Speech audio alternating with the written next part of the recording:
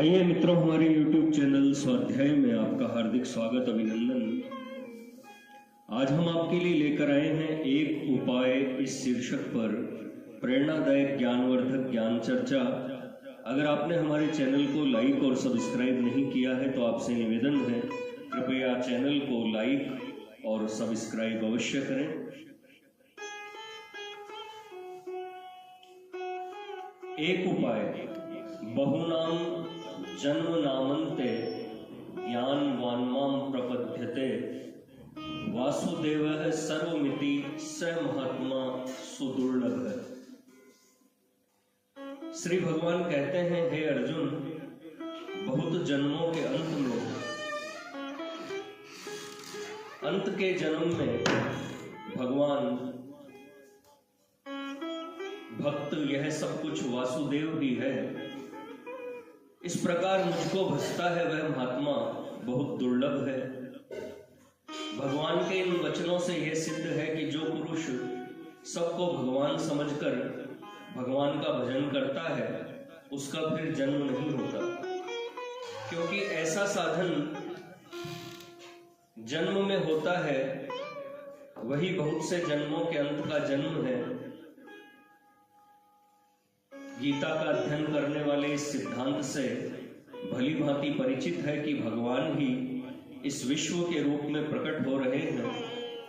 सूर्य, चंद्र, अग्नि आदि में तेज और जीवन ही नहीं, प्रत्युत सूर्य, चंद्र, अग्नि आदि देवताओं सहित समस्त विश्व प्रपंच ही उनका स्वरूप है। वे ही जगत के भिन्न भिन्न रूपों में अपने को प्रकट कर रहे हैं। उन्होंने स्पष्ट कहा है, मत्तः परतरम नान्यत् किंचिदस्ति धनंजय मयि सर्वमिदं प्रोतम सूत्रे मणिगणा इव। हे अर्जुन, मेरे अतिरिक्त किंचित भी दूसरी वस्तु नहीं है। यह सारा जगत सूत में सूत के मणियों की भांति केवल मुझ में ही गूंथा हुआ है। इसी परम तत्व को जानने की और जानने वाले की महिमा गीता में स्थान स्थान पर गाई गई है। कुछ स्थल देखिए। ब्रह्मार्पणम ब्रह्म हविर ब्रह्माग्नो ब्रह्मणाहुतम ब्रह्मेव तेन गंतव्यम ब्रह्म कर्म समाधिना। विद्या विनय संपन्ने ब्राह्मणे गवि हस्तिनी शुनि चैव श्वपाके च पंडिताः समदर्शिनः इहेव तेर्जितः सर्गो येषां साम्ये स्थितः मनः निर्दोष ही समम ब्रह्म तस्मात् ब्रह्मणि ते स्थिता। सर्वभूतस्थमात्मानं सर्वभूतानि चात्मनि इक्षते योगयुक्तात्मा सर्वत्र समदर्शनः यो मां पश्यति सर्वत्र सर्वं च मयि पश्यति तस्याहं न प्रणश्यामि स च मे न प्रणश्यति सर्वभूत स्थितं यो मां भजत्येकत्वमास्थितः। सर्वथा वर्तमानोऽपि स योगी मयि वर्तते आत्मोपमेन सर्वत्र समं पश्यति यो अर्जुन।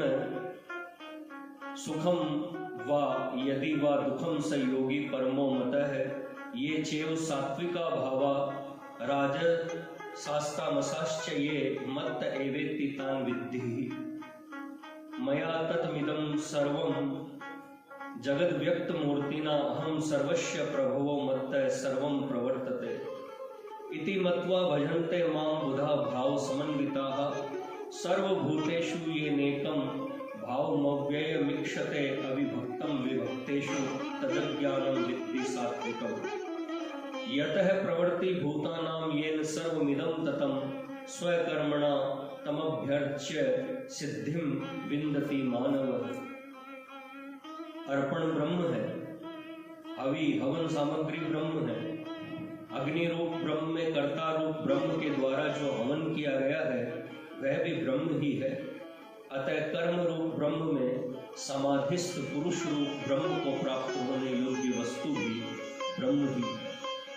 विद्या और विनय से युक्त पूजनीय ब्राह्मण में, पवित्र दूध देने वाली माता रूप गौ में, राजाओं के वाहन हाथी में, न छूने लायक तामसी पशु कुत्ते में और पाप देह चांडाल में इतने व्यावहारिक भेद होने पर भी जो आत्म रूप से समभाव से देखने वाले हैं वही पंडित है।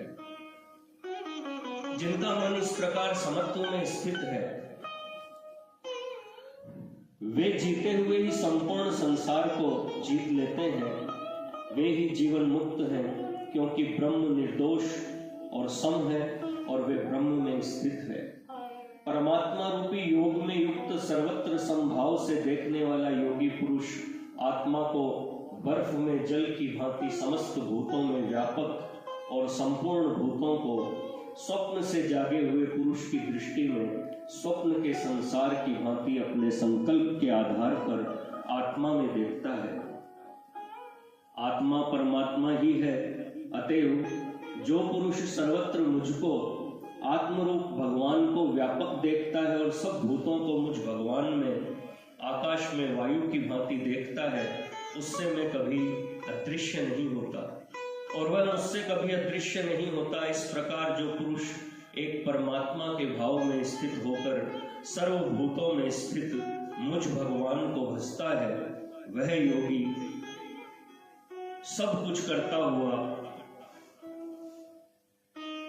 करता हुआ भी मुझ में ही वर्तता है। हे अर्जुन, ऐसा जो योगी अपनी ही सदृश्यता से सब भूतों में आत्मरूप भगवान को सम देखता है और सुख दुख को भी सम देखता है, वही योगी परमोत्तम माना गया है। अधिक क्या, सात्विक, राजस और तामस सभी भाव मुझसे ही होते हैं। तो ऐसा जान, यह सारा जगत मुझ निराकार परमात्मा से परिपूर्ण है। मैं ही सबकी उत्पत्ति का कारण हूँ और मुझसे ही सारे जगत में प्रवृत्ति चेष्टा हो रही है। इस प्रकार समझकर ही बुद्धिमान पुरुष प्रेम से मुझ परमात्मा को भजते हैं। अतएव तो उसी ज्ञान को सात्विक ज्ञान समझ कि जिससे यह मनुष्य अलग अलग दिखने वाले सब भूतों में एक ही अविनाशी परमात्मा भाव को विभाग रहित सम देखता है।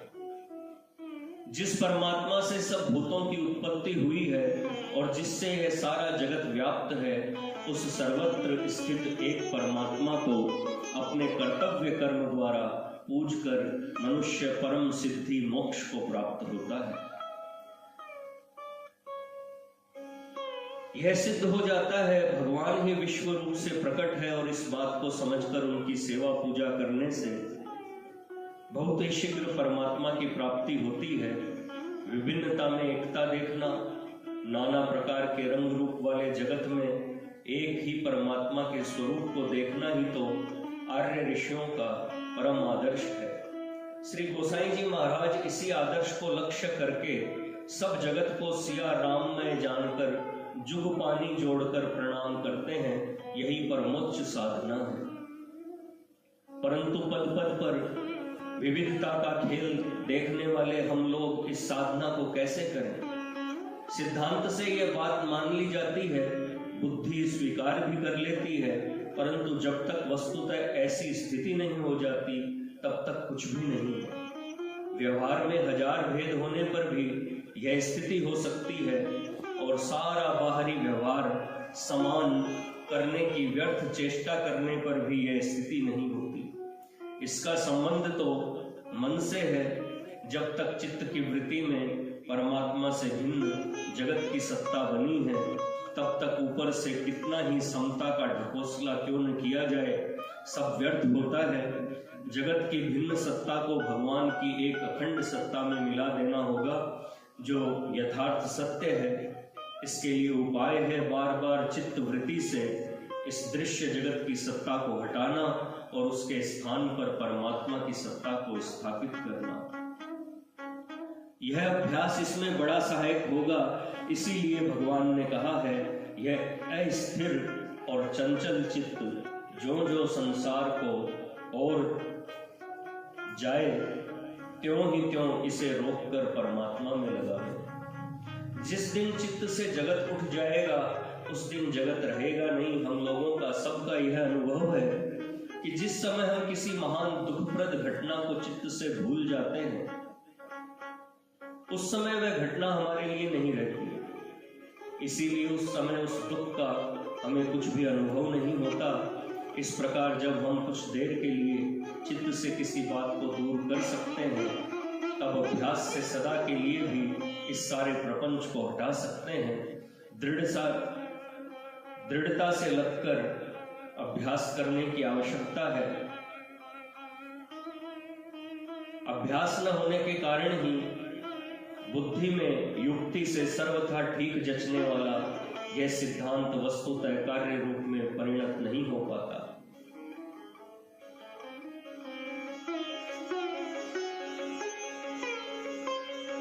यह सिद्धांत केवल युक्ति संगत ही नहीं है, वास्तव में सर्वथा सत्य है। कोई यह न समझे कि बुद्धि में युक्ति से ऐसे जचता है या हमारे दीर्घकाल के अभ्यास से वृत्तियां ही परमात्मा के स्वरूप में हमें दिखाई देती है, इसके अतिरिक्त परमात्मा और कुछ नहीं है।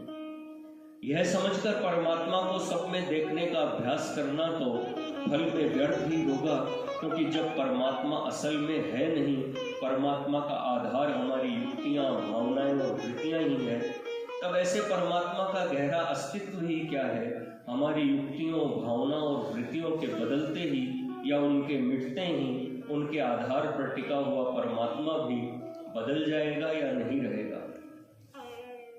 परंतु यह बात नहीं है, हम माने या न माने, हम माने या न माने, परमात्मा है ही। हमारे न मानने से उनके अस्तित्व में कोई बाधा नहीं पहुंचती। हमें यही समझकर अभ्यास करना चाहिए कि आज जो अज्ञानवश हम परमात्मा को नहीं देख पाते, अभ्यास से सब परमात्मा है, इस भाव से सर्वत्र भगवत दर्शन के अभ्यास से हमें यथार्थ ही सर्वत्र व्याप्त, सभी रूपों में व्यक्त एक परमात्मा का साक्षात्कार हो जाएगा। जब तक ऐसा दृढ़ और व्यापक अभ्यास न हो जाए, तब तक शिथिलता न आने देकर लगातार अभ्यास करते ही रहना चाहिए। बार बार चित्त की वृत्तियों से प्रपंच को, दृश्य जगत के बाह्य रूप को हटाकर परमात्मा की भावना करनी चाहिए। पुनः पुनः ये दृढ़ निश्चय करना चाहिए कि श्री परमात्मा देव ही अनेक रूपों में प्रकट होकर अनेक प्रकार की लीलाएं कर रहे हैं। प्रातःकाल नींद खुलने से लेकर रात को सोने तक हमें जिनसे बोलना पड़े, व्यवहार करना पड़े, उन सब में यही भावना करनी चाहिए कि इन सारे भेषों में श्री परमात्मा ही हमारे साथ खेल रहे हैं। जो कोई सामने आवे, जिससे भी बोलने या मिलने का काम पड़े, सबसे पहले इस सिद्धांत को स्मरण कर लिया जाए कि इस स्वांग को धारण किए श्री परमात्मा ही हमारे सामने खड़े हैं। यह स्मरण कर और समझकर, इस बात को याद रखते हुए ही उसके साथ मिलना, बोलना और उसके तथा अपने स्वांग के अनुसार यथा योग्य व्यवहार करना। यथा योग्य व्यवहार करना चाहिए। नौकर के साथ मालिक का सा, स्त्री के साथ पति का सा, पिता माता के साथ पुत्र का सा, गुरु के साथ शिष्य का सा, शिष्य के साथ गुरु का सा, प्रजा के साथ राजा का सा, राजा के साथ प्रजा का सा, मित्र के साथ मित्र का सा, यहाँ तक कि वैरी के साथ कर्तव्यवश वैरी का सा व्यवहार भी सब प्रकार से दोष रहित कल्याण का कारण और परम शुद्ध हो सकता है, यदि वह परमात्मा को पहचान कर उनकी आज्ञा अनुसार राग द्वेष रहित हो लीलावत किया जाए। कम से कम बुरा बर्ताव तो उसी समय मिट जाएगा जबकि हम परमात्मा समझकर किसी से बर्ताव करेंगे। भेष बदले हुए प्रिय बंधु को पहचान लेने पर उसके साथ बुरा बर्ताव कैसे किया जा सकता है? परमात्मा भी भेष बदलकर नाना रूपों में प्रतिक्षण हमारे सामने आते हैं, हम उन्हें पहचानते नहीं, इसीलिए धोखा खाते और पाप करते हैं। पहचान ले तो फिर व्यवहार में दोष नहीं आ सकता। व्यवहार में चाहे लाख भेद रहे, मन में राग द्वेष और अपना पराया नहीं रहने से दोष या पाप की संभावना नहीं है। परंतु यह सिद्धांत केवल कहने, सुनने या लिखने पढ़ने का ही नहीं रहना चाहिए। जीवन में यह कार्य रूप से परिणत होना चाहिए, तभी हम इससे वास्तविक लाभ उठा सकते हैं। इसमें पहले पहले तो केवल स्मरण ही रखने की बात है। कम से कम जिस किसी से भी मिलने बोलने का काम पड़े, उसी क्षण पहले उस रूप में भगवान समझकर मन ही मन भक्ति भाव से उसे प्रणाम कर ले। और फिर इस बात को याद रखते हुए ही उससे यथा योग्य व्यवहार करें। ऐसा प्रयोग घर और बाहर में सबके साथ किया जा सकता है। कुछ दिन करके देखिए कितना आनंद मिलता है। पाप ताप कैसे हमसे दूर भागने लगते हैं, आसुरी संपत्ति छिपने लगती है और स्वयं में भी देवी संपत्ति का प्रादुर्भाव होकर शांति हमारे समीप कितनी तेजी से आना चाहती है। जब हमारा अपने घर के लोगों में और व्यवहार से संबंध रखने वाले मनुष्यों में भगवत भाव हो जाएगा, तब आगे बढ़ते देर नहीं लगेगी। फिर सभी चराचर उसी का स्वरूप दिखेगा। जागृत, स्वप्न, सुषुप्ति और जीवन मरण उसी नाटक के पर्दे होंगे। उस प्यारे के सिवा कुछ रह ही नहीं जाएगा। फिर न दृष्टा रहेगा न दृश्य, जो कुछ रहेगा सो अनिर्वचनीय ही है। अतएव परमानंद की प्राप्ति के इस एक ही महान साधन में सबको लगने का प्रयत्न करना चाहिए। इस एक ही उपाय से मनुष्य जीवन सफल हो सकता है। तुम एक बार इस लोचन नभ के पथ पर बनकर मधुर मयंक, विमल ज्योति ले प्रादुर्भव हो करुणामय मेटो तम पंख। तिमिरा छन्न नयन तुम कर दो दिव्य ज्योति से ज्योतिर्मय, सदा सुशोभित हो बस इन नयनों में तुम करुणामय। भेंट नाथ तुम्हारी पूजा के हित प्रस्तुत मेरा मन है, नहीं और साधन है कुछ भी, बस वह जीवन धन है। करूं भेंट क्या उसे छोड़कर, वो कुछ भी तो मेरा है, वह भी तो वस्तु तुम्हारी, हूं मैं भी तो तेरा। बुरा भला या जैसा भी है अपने को अपनाओ, सादर वह अर्पित चरणों में उसको मत ठुकराओ। मित्रों,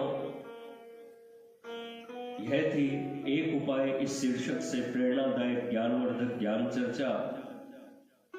अगर आपको हमारा चैनल पसंद आए तो इसे लाइक और सब्सक्राइब अवश्य करें। धन्यवाद।